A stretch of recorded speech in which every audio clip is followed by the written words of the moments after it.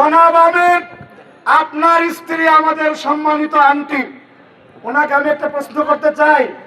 কয়েকদিন আগে তথাকথিত একটি কথা উঠিয়ে যে ওনারা ভোট চাওয়ার সময় নাকি আমাদের বিএনপির ছাত্র দলের নেতা কর্মীরা নারীদেরকে নাকি অপমান করছে, এই জন্য একটা মহিলা সমাবেশ ডাকছিল। জামাতের আমিরের স্ত্রী ওই সমাবেশে উপস্থিত ছিলেন।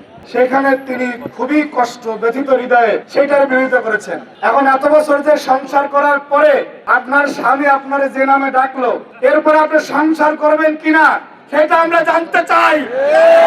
এরপরে যদি আপনি সংসার করেন, মনে করব আমিরের ওই বক্তব্য আপনি মেনে নিয়েছেন।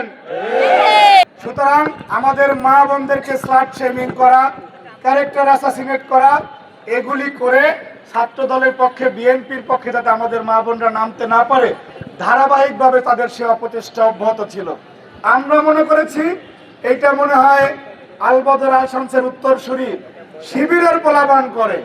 হায় আল্লাহ, এটাই আমিরের খেলাফত, আমিরের নির্দেশ।